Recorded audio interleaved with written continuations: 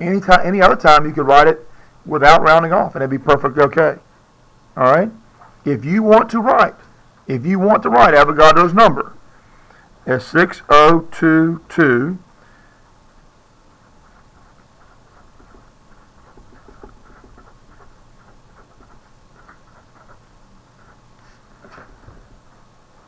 I guess I'd have to accept that because it's the correct answer.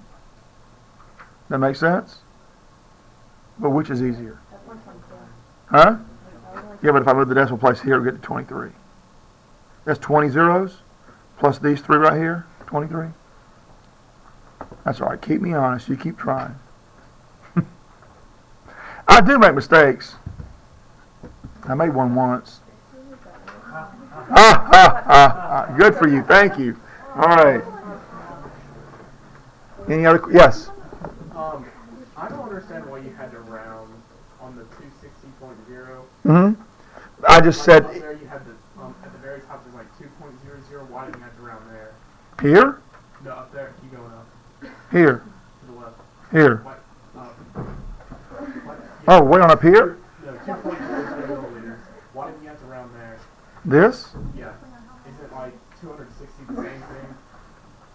No, I'm saying that these two zeros are actually significant. I'm saying in this case, this would have been measured in a graduated cylinder that goes to the 10th place, and I estimated the last digit on there to get that number. So if it's like 260.0, you have to round those two zeros? That depends.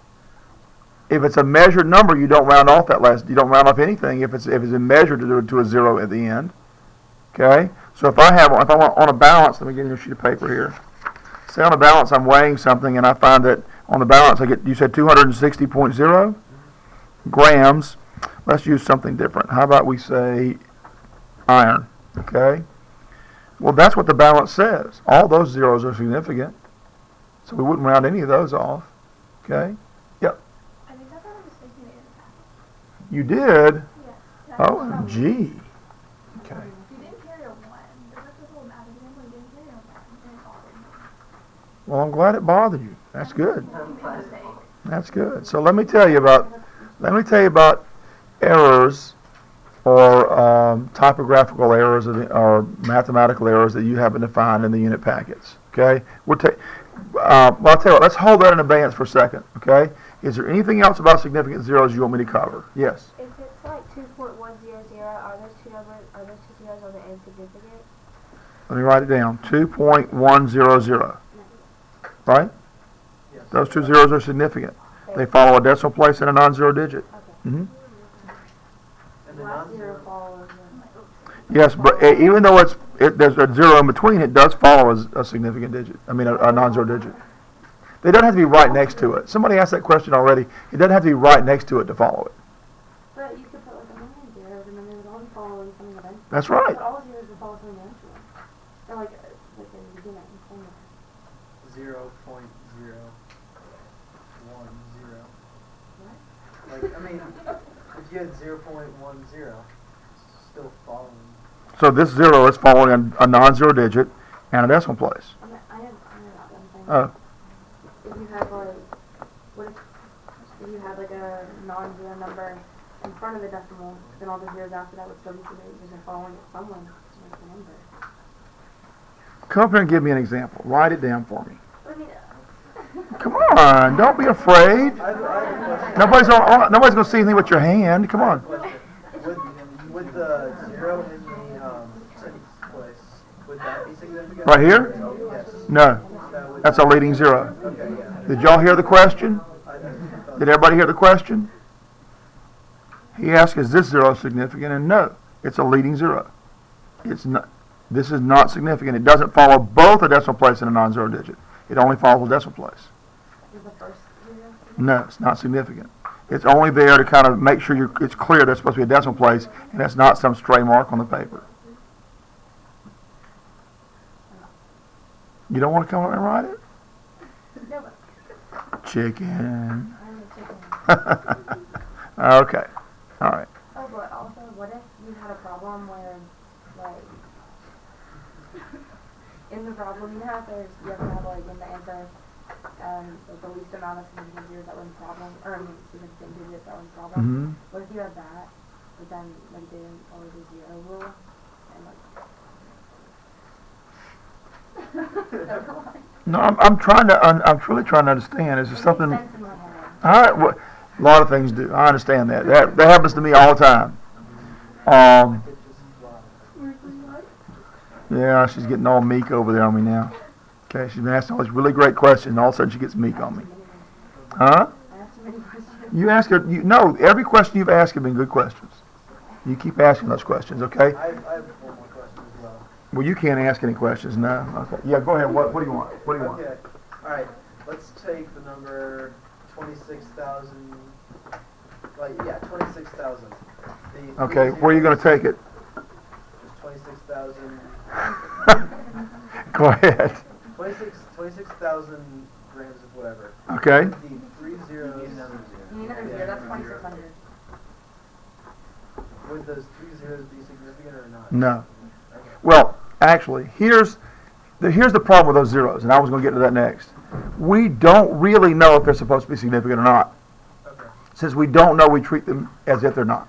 Oh yeah, because they could be nothing there. Yep. Like it could have been Yeah. exactly Yeah. flat, or it could have. Yeah. Now, here's the shorthand that chemists use, okay? I don't If understand how you would not know. All right, let's say you were taking a measurement and it was exactly. No, say somebody put it in some textbook or a report somewhere. 26,000 grams of whatever, okay? They don't tell you whether they're significant or not. How do you know? The fact is you don't know if it's just written down like that. See? So because we don't know the scientific convention, meaning the agreement is, we treat them as if they're not significant. Okay? There are reasons for that without getting into too much detail. Okay? So you would, if you were writing that down, you would have to note that that was a measured number, right? Like that you Well- measured it exactly 26,000. Okay. Hold on one second. Let's say, That's counting number.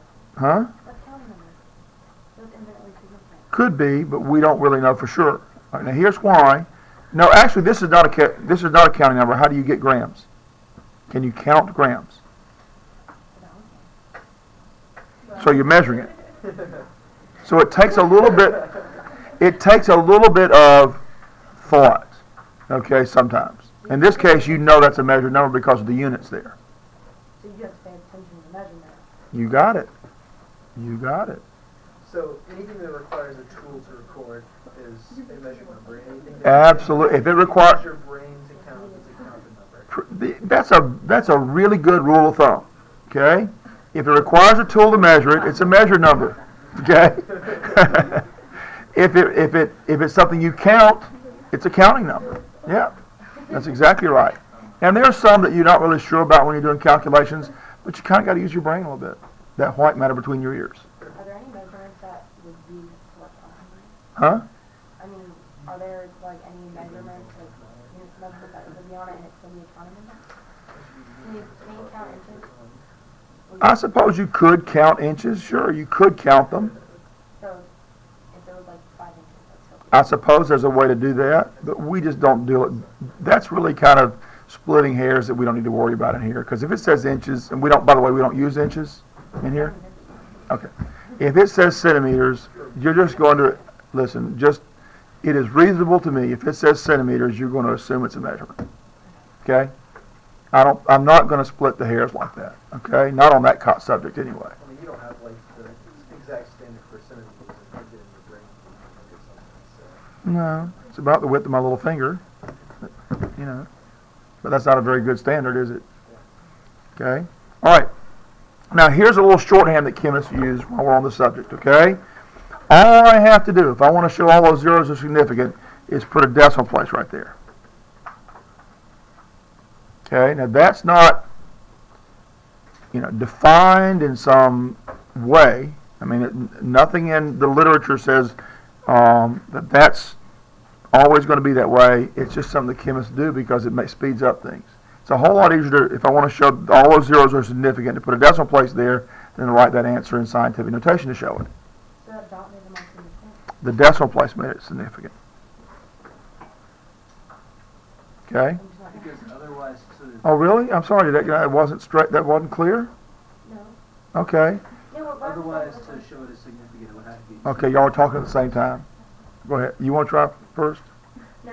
Okay, what do you, go ahead. Otherwise, without that trait as significant, it would have to be 2.6000 times 10 to the fourth, or negative fourth. No, fourth is right. Yeah, fourth, yeah. If you move your decimal place to the left, it's a positive exponent. To the right, it's a negative exponent. How Okay, does the decimal place make it significant? just a shorthand. But It's then- just a shorthand. Just like that. Just a little thing to make the life easy. So if I type there's a number and there's decimal at the end, it's going to be all significant. That's right. And then if there's not a decimal, then the zeros are insignificant. We treat them as if they're insignificant. That's correct. Thanks for that. Got it now? All right, good.